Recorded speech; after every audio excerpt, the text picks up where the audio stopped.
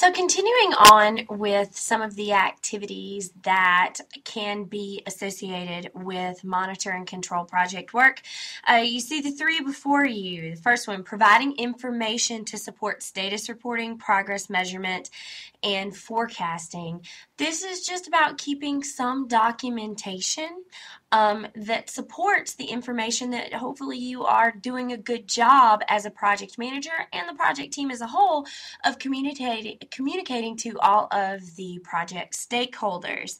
To support status reporting, it can be something as simple as an email coming from the particular team member who completed that task saying, yes, indeed, I have now performed this work. It is done. Or I am still in the middle of performing this task and I would estimate that I am 50% complete with this task. That type of information, perhaps it's communication that you've had with vendors, with your customer, any information that might help support, help people understand what's the source of this status report that you're giving, because the status, the status reporting that you're giving, that's what allows you to do the progress measurement. You update the status of those tasks. That tells you, what your progress is, and also forecasting.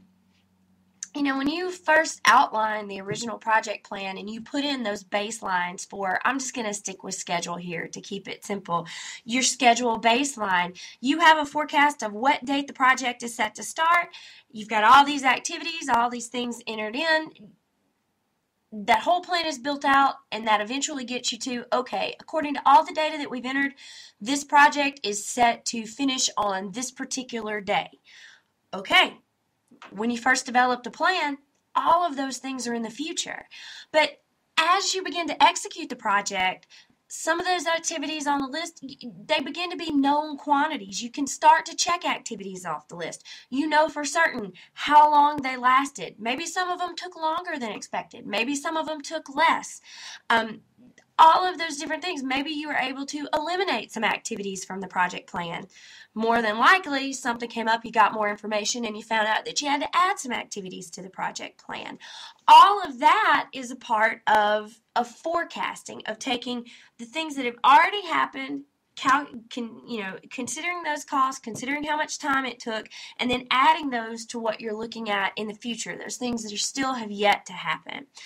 So, all that information about how you came to your assumptions about what the status of a particular task is, about what your status of progress is, and your statement of what the forecast for what's going to happen in the future is. The next point, providing forecasts to update current cost and current schedule information.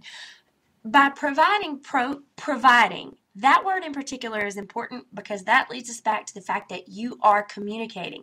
It's not enough to do the status reports and to measure progress and to revise your forecast for the expected cost or schedule or the scope of the project. You also, as a project manager and as a project team, are responsible for communicating that information to all of the stakeholders that you deem appropriate to communicate that information to. And that is part of monitoring and controlling the project work. The last piece, monitoring implementation of approved changes as they occur.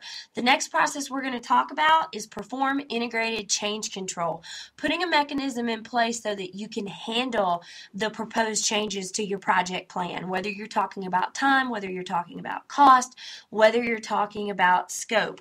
Well, once you've put that plan in place and someone has made the decision that certain changes should be amended, those changes should happen, therefore all of those original estimates, all your original baselines need to be amended to include those changes, then those changes also need to be monitored and controlled. They become a part of your project plan and hence something that you need to keep track of.